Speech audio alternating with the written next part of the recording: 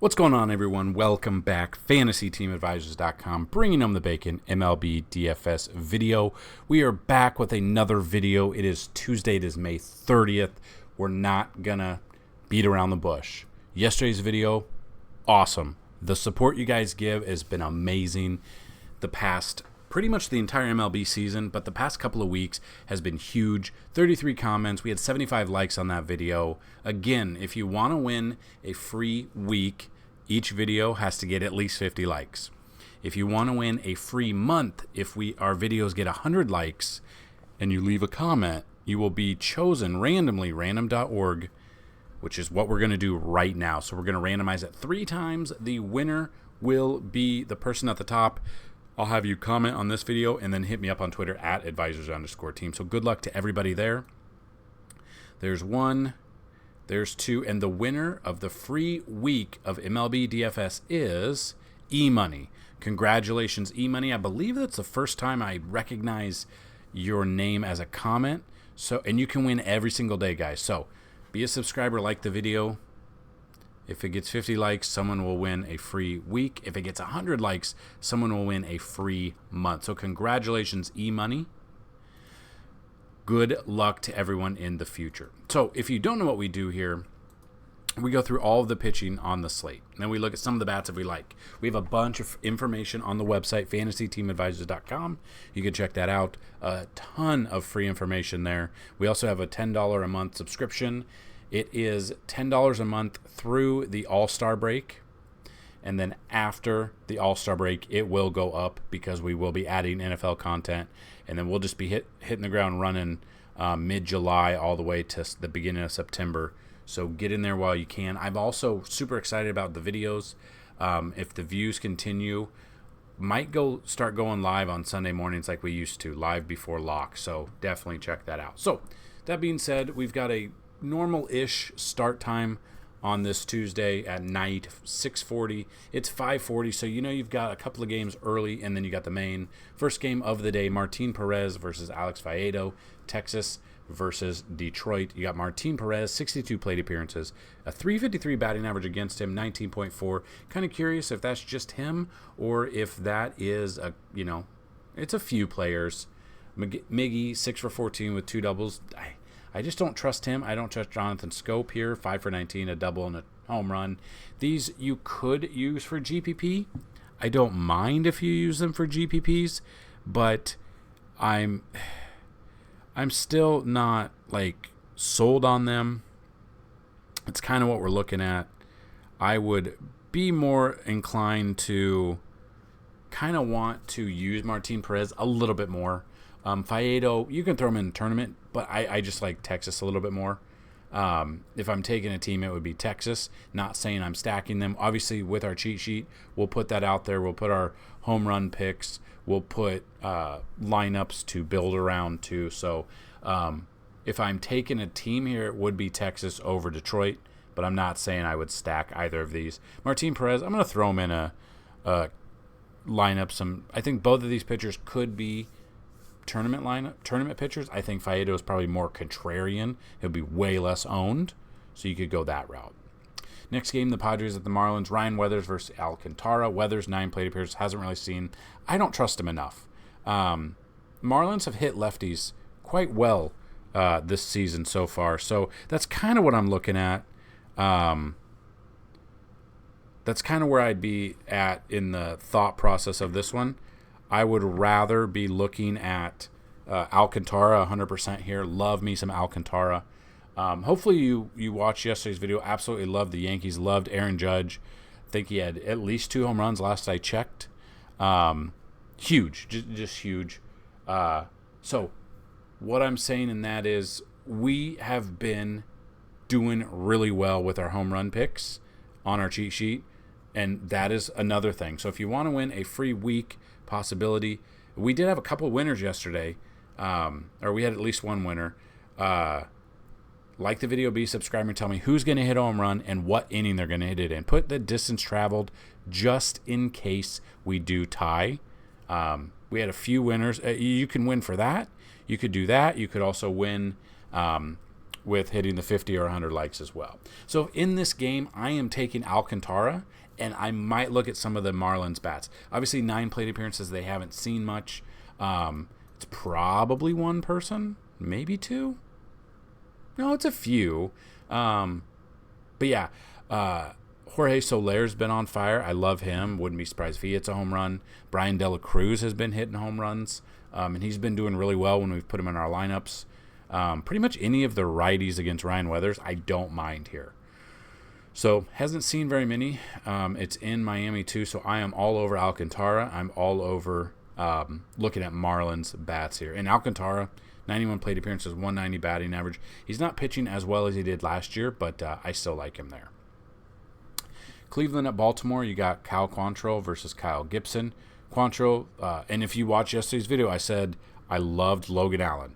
Thought he'd be a cheap option, SP2, SP1, didn't really matter. Did really well.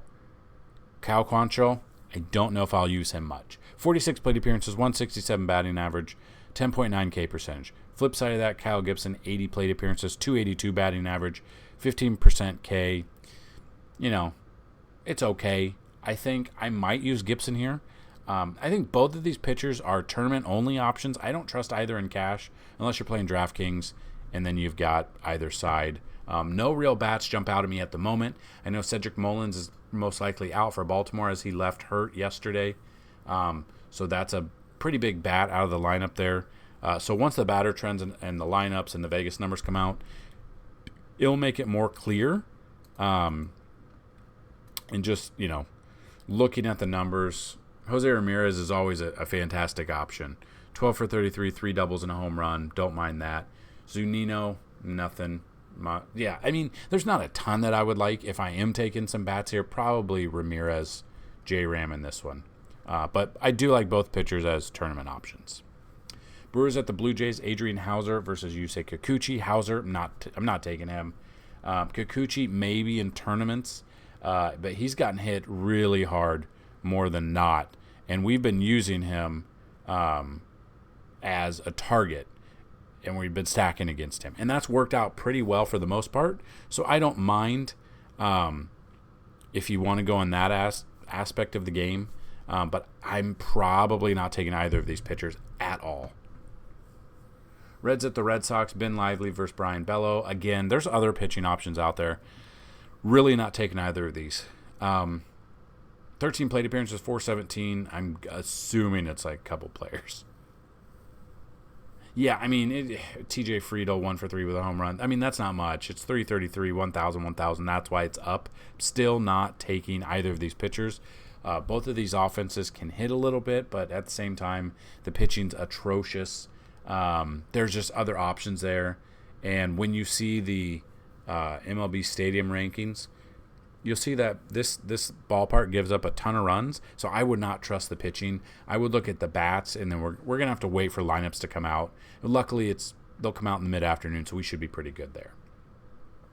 Phillies at the Mets, you got Ranger Suarez versus Kodai Senga. Suarez, 54 plate appearances, a 217 batting average, 16.7 K percentage. I don't mind him. I'll throw him in tournament just because of how bad the Mets have been this year.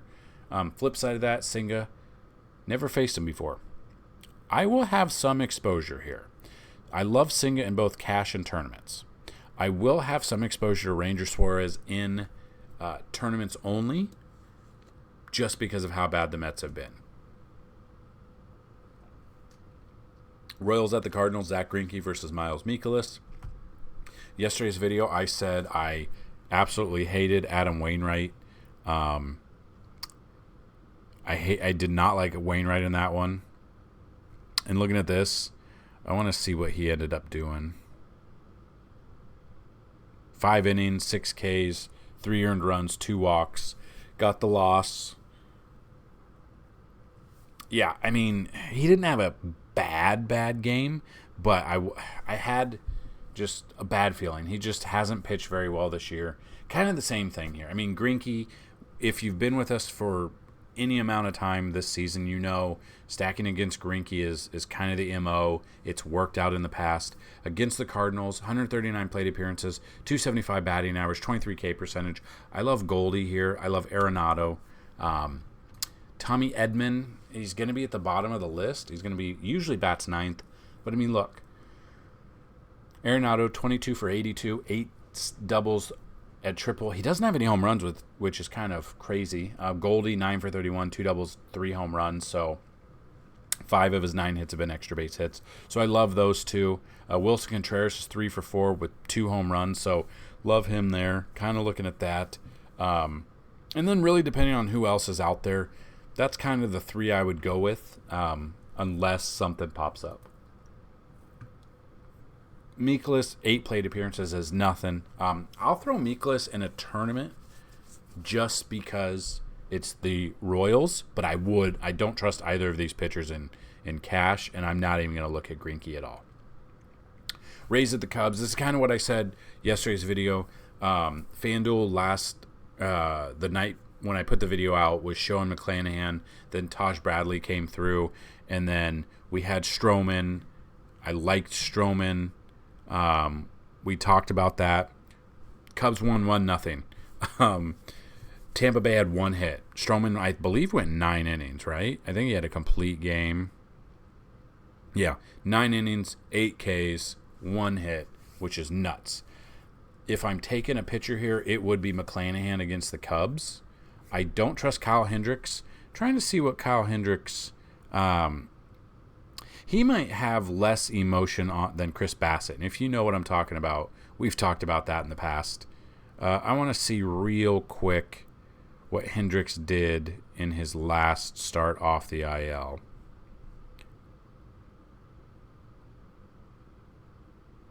.1 innings, 6 hits, 2 walks, 5 Ks, 3 earned runs against the Mets. Got the loss. I don't trust him against Tampa Bay. It isn't Wrigley, so it's a little bit better odds for him. But yeah, if I'm taking anyone in this, I'm looking at probably McClanahan and then Tampa Bay bats when the lineup comes out and what we kind of see weather-wise. The weather's not out yet to feel confident about this since it's an 8 p.m. game. So McClanahan and the Tampa Bay side over Hendricks and the Cubs side. Twins at the Astros. You got Joe Ryan versus Brandon Bilak. Ryan, 38 plate appearances, 212 batting average. I think he'll be low-owned because he is facing Houston. I think he'll be very low-owned. Hasn't faced them this year. Yes, he did. So he faced them in his second start this year, 6 innings. This was versus Houston in Minnesota. Again, Houston, their bats were really low. Pena wasn't doing anything. Bregman wasn't doing anything. Altuve wasn't in there. Jose Abreu wasn't doing anything. Not a lot of them are still doing stuff, but Altuve's hitting home runs, grand slams. Bless his little heart. Against Houston, 6 innings, 10 strikeouts, 4 earned runs, got the W. So that's not bad. It's in Houston now. Probably would lean more towards Ryan as a tournament option, just because Houston bats, we know that they're good when they're on and they're heating up lately. So that's kind of my thought. I would look at Joe Ryan as a tournament option. Wouldn't look at Bilak at all. Houston bats there, and no Twins bats jump out at me at the moment just because Bilak's going to go in there. He's going to throw what? Actually, he went 6.2 innings against Milwaukee his last start. He's been getting more starts, more innings in there.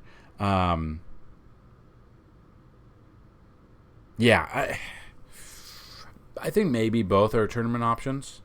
Just depends on what lineup Minnesota brings out there. Royce Lewis came back from the IL and started on Monday, and we used him in almost all of our lineups. Hit a home run for us. Very cheap option, too. So we'll dig into the bats a little bit more. Those will be in our batter trends on the website. But as of now, both of these pitchers are solely tournament options, maybe SP2s on DraftKings. Angels at the White Sox is next. Tyler Anderson versus Lucas Giolito. Anderson, 31 plate appearances, 111 batting average. I don't trust him enough. I would be looking at the righty bats for Chicago. I'd be looking at Lucas Giolito here against the Angels, and then I'd be looking at Eloy. I'd be looking at Lou Bob, Tim Anderson, Gavin Sheets. Let's see if any one of them have had success against Tyler Anderson. Vaughn hasn't done anything. Anderson's 1 for 3. Lou Bob 0 for 2. Jake Berger 1 for 2. I don't mind that. Grandal 1 for 7, but it was a home run. I will probably be looking to Giolito and the White Sox over the Angels and Tyler Anderson. Got the Rockies at the Diamondbacks. Loved this game yesterday. You know that I was all over this game in that video, and they put up like 9 or 10 runs. And a lot of our hits, a lot of our players hit yesterday on both sides. Ryan McMahon had a huge game. I think he was in most of our core lineups. Corbin Carroll was in most of our core lineups. Ketel Marte. But on this side, I know the numbers here, 178 plate appearances, 283 batting average. I'm looking at a Diamondback stack against Freeland, and I'm looking at Zach Gallen. Love him. That's why he's the picture of the video in the article, which you can find the article down below. So check that article out. So that's what I'd be looking at.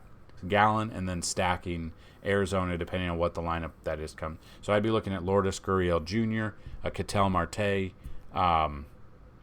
Corbin Carroll, McCarthy. I don't mind. Josh Rojas, depending on where he is in the lineup, is what I'd look at.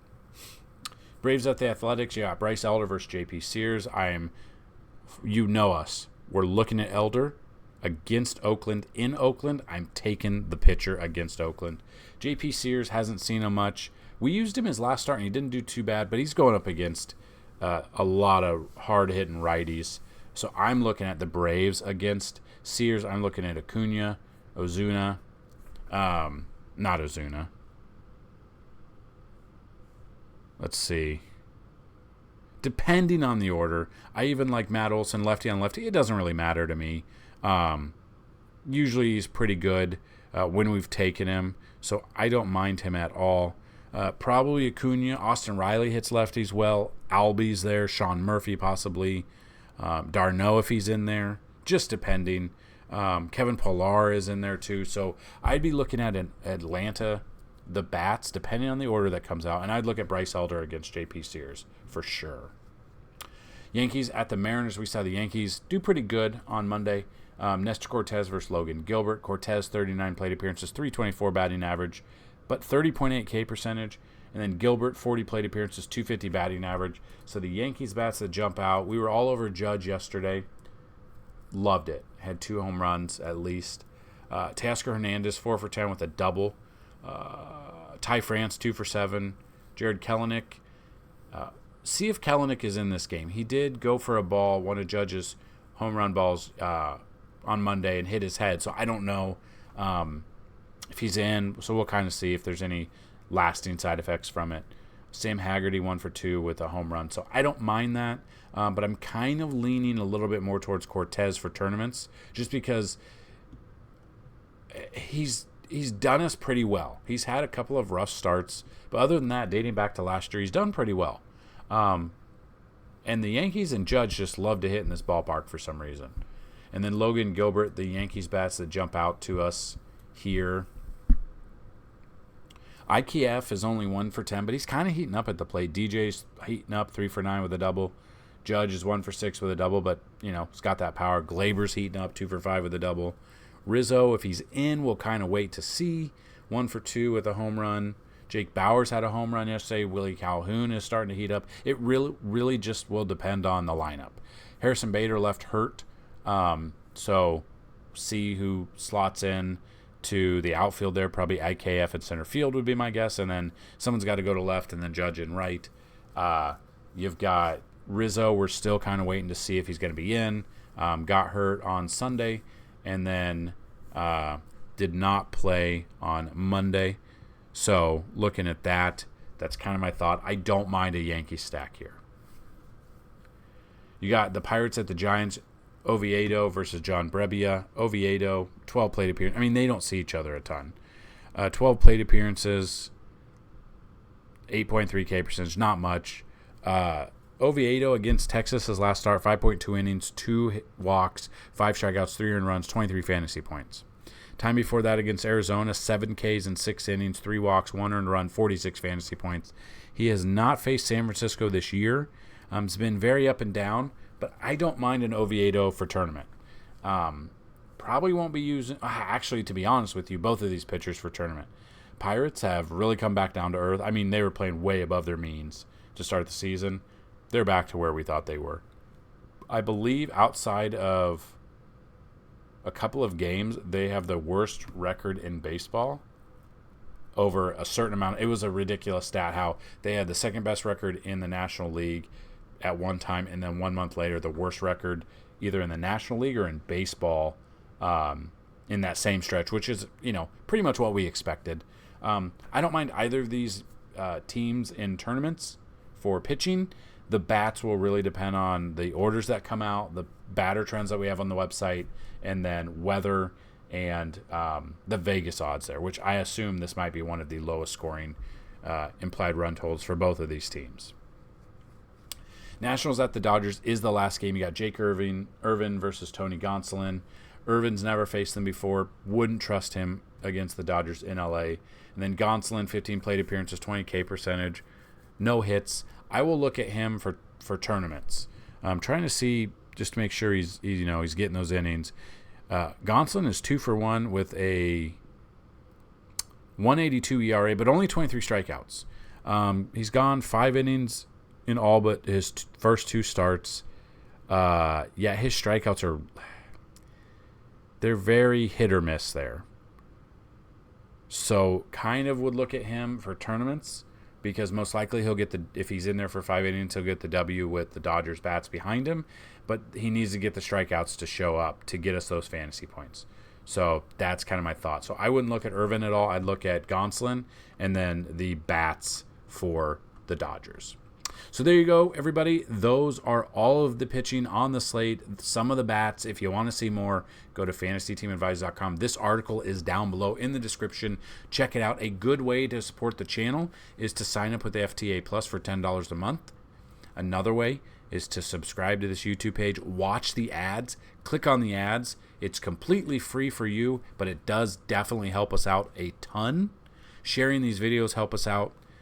Anytime the videos get at least 50 likes, we have a contest. 100 likes, we get even more. And 200 likes, someone will win a free year. So if we can get those, that'd be awesome. That's the goal, building as much of the brand and the audience we can until NFL season, and then we'll rock and roll from there too. So got a bunch of MLB coming every day for you. Thank you for checking these videos out. Leave a comment. Let us know if there's other things you would like to see in these videos or other things you would like to see in on the website too. Let us know. We'll try to throw that down there and get you whatever you're looking for.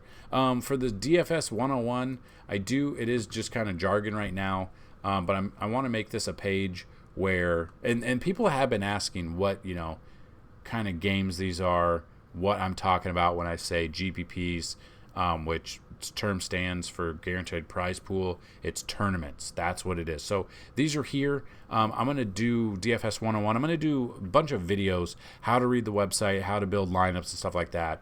Just I got to carve the time out when I can. With a full-time job and a 3-year-old, it's really hard to do. But I will get that for you guys. So hopefully you found this video helpful, insightful. Let us know and look forward to the next video. Hit that like button and that bell notification and turn on the notifications so you guys will get notified when these videos, either we go live or the videos are posted to our YouTube channel. So good luck to everyone on this slate. Let's bring home some bacon. Peace.